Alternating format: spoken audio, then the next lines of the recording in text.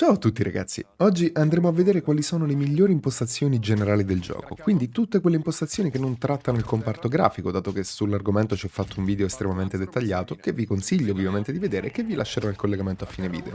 Quindi di cosa parleremo? Parleremo di impostazioni colore, gioco, HUD e molto altro, ma soprattutto entreremo nello specifico del comparto audio per capire in quale modo possiamo sentire meglio i passi, tasto veramente dolente in questo gioco.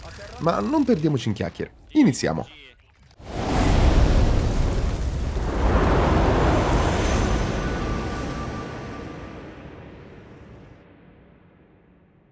Cercherò di essere il più conciso possibile, quindi mi fermerò a parlare solo delle impostazioni che meritano una spiegazione. Quindi diciamo che di base quelle sono realmente le impostazioni che a parer mio dovete cambiare. Per tutte le restanti potete o copiarle da me o impostarle a piacimento in base al vostro playstyle.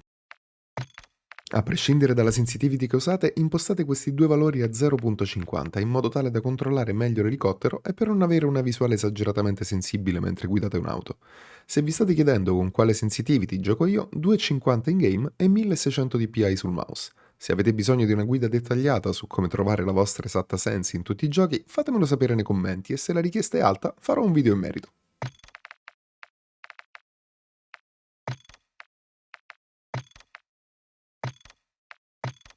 Personalmente vi consiglio vivamente di avere questo settaggio impostato su relativa e se avete un monitor 16 noni il coefficiente settatelo su 1,78 invece che 1,33, così da avere una sense il più veritiera possibile.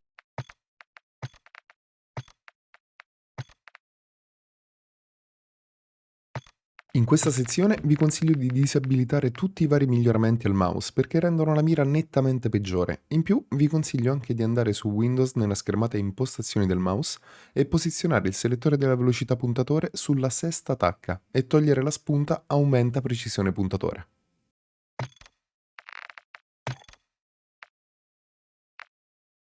Personalmente uso e adoro lo scatto tattico automatico perché ti rende nettamente più agile e veloce negli spostamenti. Però attenzione ad una cosa, se lo impostate così non riuscirete a sparare in hipfire con le armi semi-automatiche tipo fucili da battaglia o pistole come X12 o P890, mentre però vi state muovendo in avanti.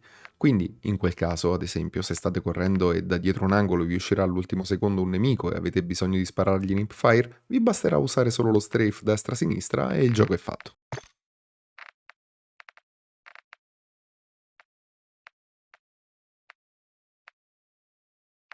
Per quanto riguarda le piastre, vi consiglio applica tutte. Questo perché vi diventerà un comando clicca e dimentica. Tranquilli, se avete necessità di interrompere l'animazione, vi basterà cliccare il tasto dello sparo e verrà interrotta istantaneamente. Per la detonazione rapida C4 vi consiglio di attivarla perché a differenza di Warzone 1 non c'è un modo per skippare l'animazione della detonazione, quindi mettendola su sì potrete lanciare e detonare un C4 alla volta.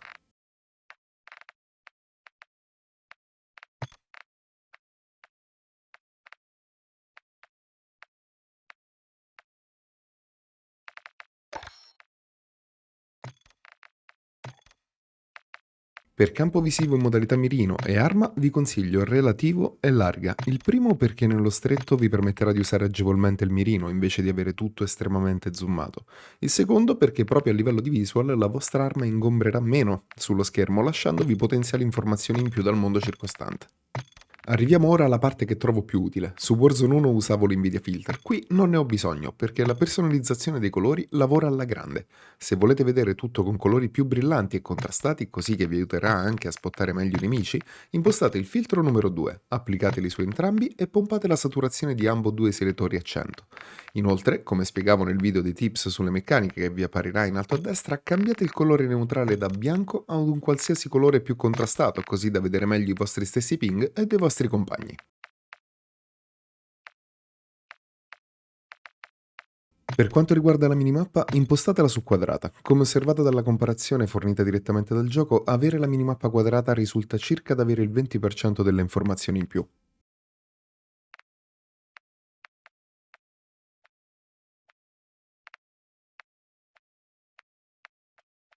Arrivati a questo punto vi consiglio vivamente di attivare il punto centrale. Questo perché migliora sensibilmente la vostra mira.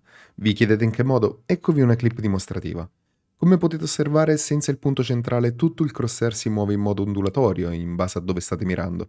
Se invece attivate il punto centrale, il crosshair continuerà a muoversi, ma il punto rimarrà nell'esatta posizione di dove state mirando, così che sarete perfettamente sincronizzati con la modalità mirino dell'arma. E con questo abbiamo finito le impostazioni generali. Prima di passare alle impostazioni dettagliate dell'audio e quindi per capire quali sono i migliori settaggi per sentire meglio i passi, vi rubo solo un attimo per dirvi che se le informazioni che avete trovato finora vi sono state utili, iscrivetevi, mettete like e attivate la campanella, così da non perdervi nessun aggiornamento. In caso contrario, fatemi sapere cosa ne pensate nei commenti. Ok, ora passiamo ai test audio che abbiamo effettuato e colgo l'occasione per ringraziare il mio teammate di lunga data, Kaji, che mi ha sopportato e è stato dietro per tutti i test. Iniziamo con il test sulla distanza, cioè in base al preset sull'equalizzazione andiamo a capire da quale esatto metraggio iniziamo a sentire i passi.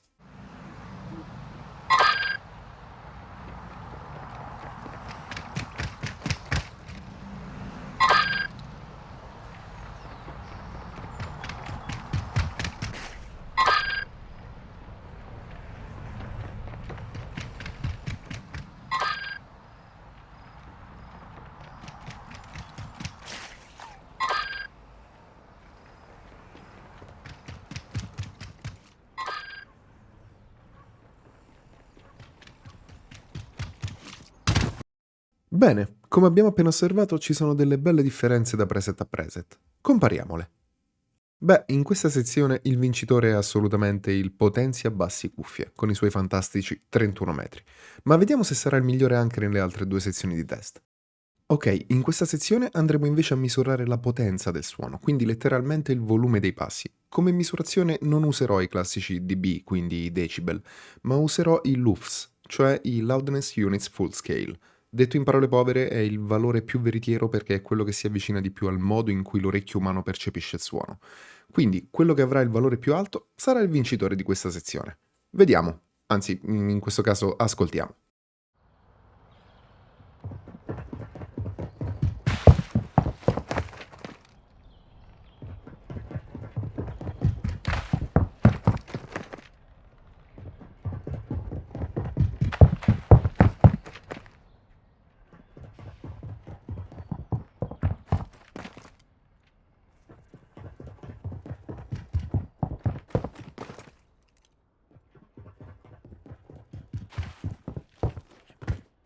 Bene, e anche in questa sezione il vincitore è il Potenzia Bassi Cuffie. Per stabilire se questo è il preset da utilizzare, dovrà superare anche il terzo test, cioè quello del rumore ambientale. Ma prima di passare a quel test voglio lasciarvi un piccolo tip che mi ha fatto notare il Kagi mentre facevamo le prove. In pratica abbiamo misurato il rumore generato dai vostri passi mentre cercate di essere stealth, ad esempio quando pushate un team in una casa ignari del vostro arrivo. Beh, i risultati sono incredibili. Sentiamo.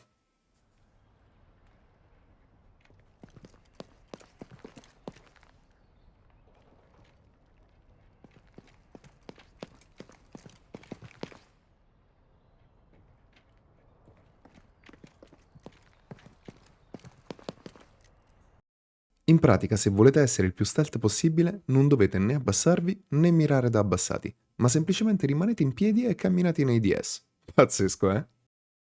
Bene, siamo arrivati all'ultimo test, quello ambientale. Qui lo scopo è capire quale preset genera meno rumore di fondo, proprio perché spesso e volentieri i passi vengono coperti dai rumori ambientali. Qui il vincitore sarà ovviamente quello col valore più basso. Ascoltiamo.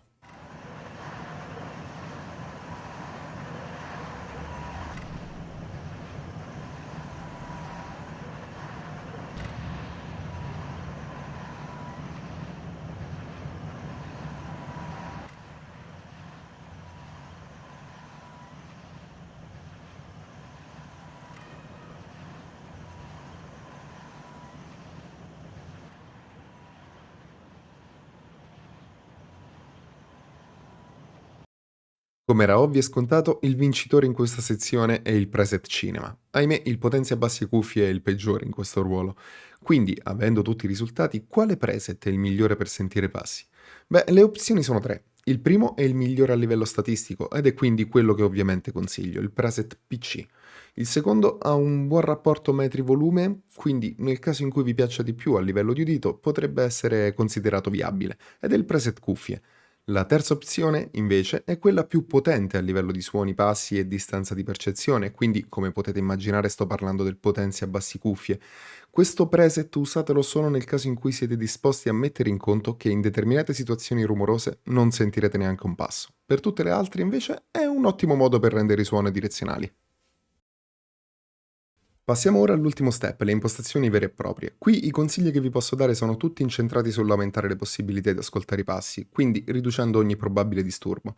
Dico così perché pur settando tutto nel migliore dei modi, comunque ci saranno dei momenti dove non sentirete neanche un passo, proprio perché ci sono dei bug audio che occasionalmente tagliano via dei suoni. Capita infatti delle volte di non sentire un vetro rotto da voi stessi o una porta aperta da un vostro compagno, quindi assodato questo, per aumentare al massimo la probabilità di ascoltare i passi, portiamo la musica a zero per togliere quella canzoncina nell'ultima save.